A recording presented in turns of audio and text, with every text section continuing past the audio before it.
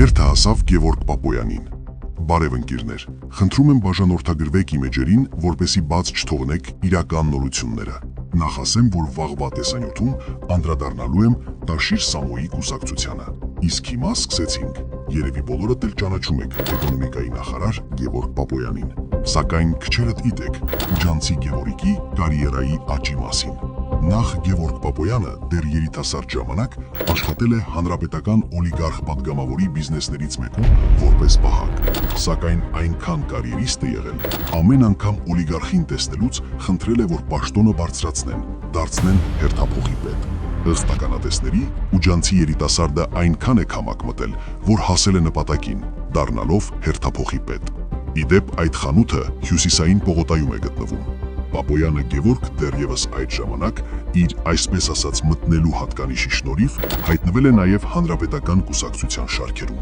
Ասում են, որ նա նաև 2017 թվականին տեղի ունեցած ազգային ժողովի ընտրություններում հանրապետական կուսակցության համար ընտրակաշարք է բաժանել։ Ընկերներ, այս մասով չեմ կարող պնդում անել, քանի որ ես միշտ ընտրակաշարքին դեմ եմ եղել, չեմ վերցրել։ Ասեմ, որ Տաշիր Սամվելի թեման հենց ընտրակաշարքին է վերաբերվելու։ Ինչևէ, Պապոյանը դեռևս հանրապետական ժամանակները քավոր է կարգում Էջմիածինցի հանրապետական Սակուլիկին, Սևակ Խաչատրյանին։ Պարզվում է ճամբարափոխ եղած իշխանականներից շատերն են քավոր սանիկ հարաբերությունների մասով, այսպես ասած, թերացել։ Մյուս քավոր ուրացածի մասին շուտով կխոսեմ, դեռ նման մանրապճեղների ժամանակը կգա։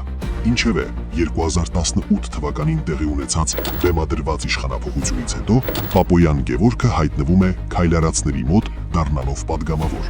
ապա հավանաբար վերոնշյալ մտնելու հատկանիշը օգտագործելով դառնում է նաև նախարար։ Սա չէ կարևորը, այլ այն, որ կան խոսակցություններ, որ Գևորգ Պապոյանը գրիշավատ է անում որոշ թալանչիների։ Հույսով եմ, որ նա հենց վաղը ուղիղ եթերով կհերքի կամ կհաստատի։ Անգամ ասում են, որ որոշ թալանչի համայնքապետերից կանխիկ դրամներ է վերցնում, որպեսզի վերևներում ապահովի նրանց հարատևությունը։ Պապոյան, սրանք լուրեր են, որոնք պետք է ստուգվեն ազգային անվտանգության ծառայության կողմից։ Դեմ չես, չէ՞։